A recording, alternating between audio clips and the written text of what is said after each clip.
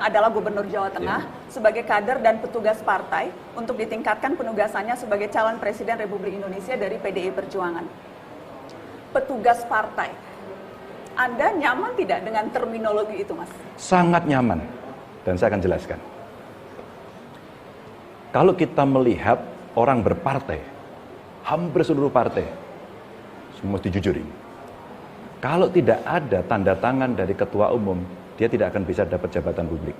Mari kita bertaruh. Mari kita baca konstitusi. Mari kita lihat semuanya dalam sebuah realitas. Satu, saya mau jadi gubernur yang tanda tangan ketua umum. Kalau saya tidak tanda tangani ketua umum yang merepresentasikan partai, maka tidak bisa. Kalau mau maju, silakan masuk calon perorangan. Yang kedua, mau jadi anggota DPR atau DPRD. Pasti seluruh partai akan melakukan itu, seleksinya di dalam. Dan itu representasinya sama. Dan kalau tidak ada penugasan dari setiap partai, maka tidak akan bisa seseorang menjabat, menduduki, merepresentasikan dari partai itu. Maka Mbak, petugas partai itu bagian dari bentuk apa yang menjadi perintah konstitusi. Capres diusulkan oleh siapa? Partai dan atau gabungan partai politik. Representasinya pasti dipilih oleh partai yang direpresentasikan oleh ketua umum. Ditugaskan pada seseorang. Siapa yang paling memenuhi syarat menurut partai itu? Setelah itu, belum selesai. Setelah dapat penugasan seperti hari ini, ditugaskan, maka berikutnya dia harus melaksanakan fungsi-fungsi, visilah, misilah, pesan ideologis dari partai untuk bertemu dengan masyarakat. Bertemulah kemudian setelah penugasan itu bersama masyarakat.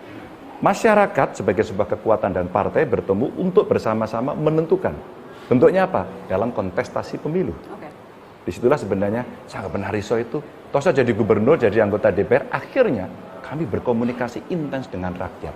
Petugas partai itu tapi konotasinya mewakili kepentingan partai dan bukan kepentingan rakyat, Mas? Iya, nanti akan dilihat dalam sebuah rekam jejak ketika mereka ada di jabatan publik. Saya tidak berani memberikan contoh orang lain, lebih baik saya kasih contoh saya sendiri.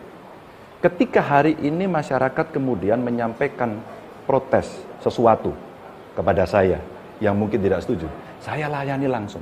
Apakah saya konsultasi dengan partai? Tidak. Karena sudah mengerti mana yang kemudian kami harus konsultasi kepada partai, mana yang kemudian menjadi kewenangan. Apakah saya menjadi anggota DPR, apakah saya menjadi gubernur. Dan itu untuk orang, untuk kader yang pernah mendapatkan kaderisasi di partainya, pasti dia sangat tahu pada soal itu. Dan saya salah satu orangnya. Petugas partai, bosnya juragan partai, Mas? Oke, tapi pada banyak keputusan kami boleh kok berdiskusi. Kami bisa kok menyampaikan pendapat. Dan Ibu Mega sangat rasional pada soal itu. Menyampaikan pendapat, tetapi keputusan akhir, kalau juragannya adalah ketua umum, keputusan akhir ada di tangan ketua umum. Partai akan punya mekanisme masing-masing. Partai akan punya.